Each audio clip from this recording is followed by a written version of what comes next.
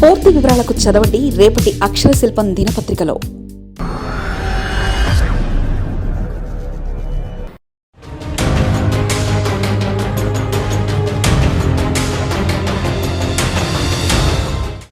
ఆంధ్రుడు ఎప్పటికీ దురదృష్టవంతుడు. అమరావతి పోలవరం ఎప్పటికీ అంతే. అమరావతి రాజధాని ఎన్నాళ్ళైనా పూర్తవదా? రాజధాని రైతులకు, రాష్ట్ర ప్రజలకు శాపమే. భారీ పథకాన్ని తలకెత్తుకోవడమే తప్పట.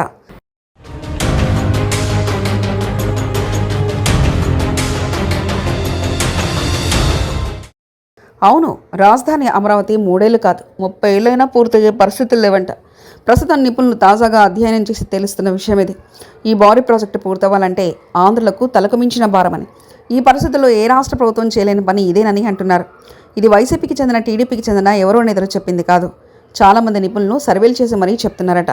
ఇక ప్రత్యామ్నాయ రాజధాని ఏర్పాటు చేయకుండా అప్పటికున్న మహానగరం మొత్తం తెలంగాణకు అప్పగించేసి కొత్త రాజధాని ఏర్పాటంటూ సరిపడిన ఆర్థిక కేటాయింపు చేయకుండా ఏదో పోలవరాన్ని మీకు వరం కింద ఇచ్చామంటూ సోనియా ముష్టి విసిరేశారు. 2024లో చంద్రబాబు కూటమి, జగన్ పార్టీ ఎదురెదురు పడ్డాయి. ఈ నేపథ్యంలో రాజధాని ఏర్పాటు అనేది ఒక పెద్ద భవిష్యత్తు కార్యక్రమంగా ప్రజలందరికీ కనిపించింది. అప్పటికి చంద్రబాబు నాయుడు హైదరాబాద్లో నేనే కట్టాను, హైటెక్ సిటీ నేనే తెచ్చాను, సైబరాబాద్ నేనే నిర్మించాను వంటి మాటలతో జనానికి రెండో పక్క ఆలోచించే అవకాశమే లేకుండా చేసి తాను ఒక నగర నిర్మాతనని జనం ముందు ప్రదర్శించుకోగలిగారు. అది కూడా అంతర్లీనంగా కొంత పనిచేసి ఆ పెనుగులాటలో మొత్తానికి విజేతగా నిలిచారు. గెలిచిన తర్వాత మంగళగిరి పరిసర ప్రాంతాల్లో 29 గ్రామాల పరిధిలో గల ప్రాంతాన్ని ఎంపిక చేసి అక్కడ రైతులందరి చేత 33,000 ఎకరాలను రాజధాని నిమిత్తం సేకరించారు. తమ ఒక్క ఎకరం ఆ రోజుల్లో 15 నుంచి 20 లక్షల రూపాయల బహిరంగ మార్కెట్లో ధర పలుకుతుంటే చంద్రబాబు ఇచ్చిన ఆఫర్లు 1000 గజాల నివాస స్థలం, 200 గజాల వ్యాపార స్థలం, మొత్తంగా ఎకరానికి 3 లేదా 4 కోట్ల ధర వస్తుందన్న ఆశతో రాజధాని నిర్మాణం కోసం తమ భూములను త్యాగం చేశామంటూ అక్కడ రైతులు ప్రభుత్వానికి తమ భూములు ఇచ్చేసి ఎవరు ఎంతెంత ఇచ్చారో లెక్కల్లో రాయించేసుకున్నారు. ఈ ప్రతిపాదకన శాసనసభలో పెట్టినప్పుడు జగన్మోహన్ రెడ్డి 13 జిల్లాల చిన్న రాష్ట్రంలో ఒక ప్రాంతానికి మరొక ప్రాంతానికి చిచ్చు పెట్టడం తనకిష్టం లేదంటూ రాజధాని ఎక్కడైనా పెట్టండి, కానీ ఆ పెట్టే చోట కనీసం 30,000 ఎకరాలు ఉండేలా చూడాలంటూ విజయవాడలో రాజధాని పెట్టడానికి తన మనస్ఫూర్తిగా అంగీకరిస్తున్నట్లు శాసనసభలో చెప్పారు. ప్రభుత్వ భూమి ఖాళీగా 30,000 ఎకరాలు ఒకే చోట ఎక్కడా ఉండదు, లేదు అనే ప్రాథమిక సత్యం ఆయనకు తెలియదని మనకు అనుకోకర్లేదు. మొత్తానికి విజయవాడ సమీపంలో రాజధాని నిర్మాణానికి ఆయన జెండా ఊపేశారు. జాతీయ ప్రభుత్వం తలుచుకుంటేనే సాధ్యం కాని నగర నిర్మాణం రాష్ట్ర ప్రభుత్వం కేటాయించే అరకొర నిధులతో ఎలా సాధ్యమవుతుందనేది ఎవరూ ఆలోచించలేదు. సాధారణంగా ఇక్కడ జరిగే లేఅవుట్లో ఎకరానికి 70 నుంచి 80 లక్షలు ఖర్చు అవుతుంది. ప్రస్తుతానికి చంద్రబాబు లక్షించి ప్రపంచ స్థాయి నగరం కాబట్టి భారతీయ ఇంజనీర్లు కట్టే మురికివాడలు కాకుండా సింగపూర్ వాళ్ళు కట్టేలా చర్యలు తీసుకుంటే ఆయన ప్రకారమే ఒక ఎకరం అభివృద్ధి పరచడానికి అయ్యే ఖర్చు అక్షరాల 2 కోట్లు. రైతులు త్యాగం చేసింది అప్పటికున్న ప్రభుత్వ భూమి కలిపి 50,000 ఎకరాలు అయితే కావలసిన సొమ్ము 1,00,000 కోట్లు. 2014-19 ఆయన ఏవో తాత్కాలిక నిర్మాణాలు చేశారు. బడ్జెట్ భారీగా పెట్టినప్పటికీ కూడా 5 ఏళ్ల కాలంలో చెప్పుకోదగ్గ పురోగతి అయితే లేదు.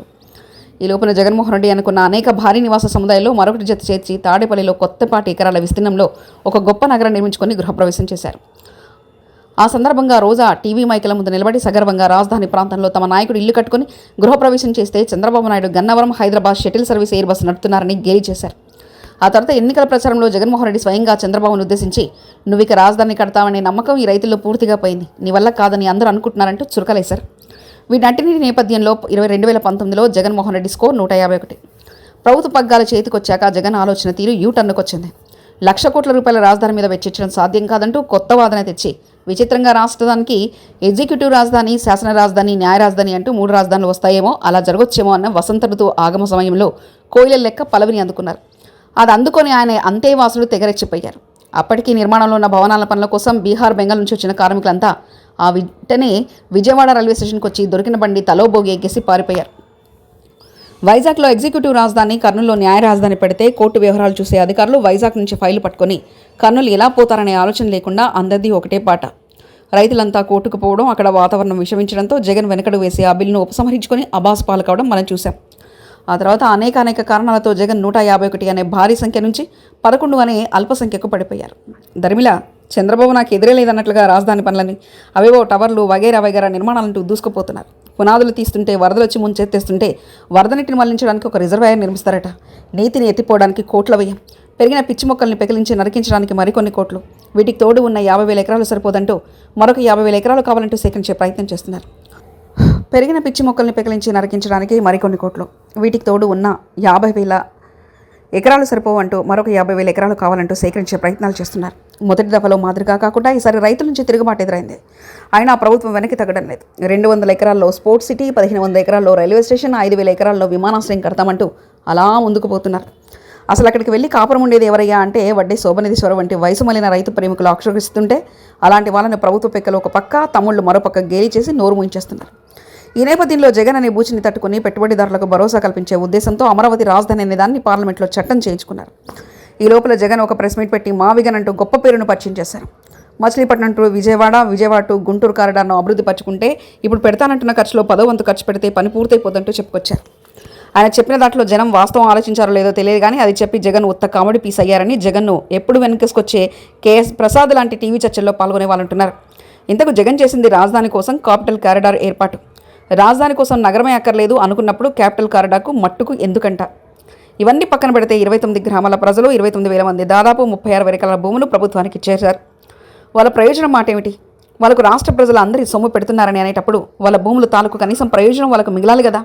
ఆ కోణంలో కూడా ఆలోచించాలి కదా. చంద్రబాబు చెప్పిన లెక్కల ప్రకారం 1,00,000 ఎకరాల రాజధానికి 2 లక్షల కోట్ల రూపాయలు ఖర్చు అవుతుందన్నప్పుడు రాష్ట్ర ప్రభుత్వ బడ్జెట్లో అందుకు కేటాయింపు జరిగే మొత్తంతో పోల్చినప్పుడు అమరావతి రాజధాని నిర్మాణం పూర్తి కావడానికి ఎన్ని దశాబ్దాల కాలం పడుతుందో ఊహకందదు. రాష్ట్రాన్ని ఆనాడు చీల్చి తాను చనిపోయిన కాంగ్రెస్ అప్పట్లో ఆ పని కోసమే అంతే కొత్త రాజధాని నిర్మాణానికి నిధులేమీ కేటాయించలేదు. ఢిల్లీని తలదన్నే నగరాన్ని మీరు నిర్మించి ఇస్తానని మోదీ ఇచ్చిన మట్టి నీళ్లు మన కళ్ళ ముందే ఉన్నాయి. 2 సార్లు అయితే శంకుస్థాపన చేశారు. పార్లమెంట్లో చట్టం అయితే చేశారు. కానీ డబ్బు దగ్గరకు వచ్చేసరికి తమ్ముడే పేకాటే అనే సూత్రాన్ని చక్కగా పాటిస్తున్నారు. ఇంత గందరగోళంలోనూ రాజధాని మీద తన విధానాన్ని మాటకి మార్చి జగన్ నవ్వులు పాలవడం పక్కన పెడితే రాజధాని నిర్మాణం అనేది ఎప్పటికీ అందని ఎండమావిలా అంటూ రాజధాని రైతులకు ఇటు రాష్ట్ర ప్రజలకు మిగిలిపోయే అవకాశం ఉంది. ఇది నిజంగా ఘోరం. అంతటి భూరి పథకాన్ని తలకెత్తుకోవడం తలకు రోకలు చుట్టుకున్నట్లే. ఈ పద్మవ్యూహం నుంచి ప్రజలు బయటపడే మార్గం మట్టుకు మృగ్యం. ఆంధ్రుడు మాత్రం ఎప్పటికీ దురదృష్టవంతుడే. మరిన్ని కథనాల కోసం సబ్స్క్రైబ్ చేసుకోండి మీ అక్షర శిల్పం. పూర్తి వివరాలకు చదవండి రేపటి అక్షర శిల్పం దినపత్రికలో.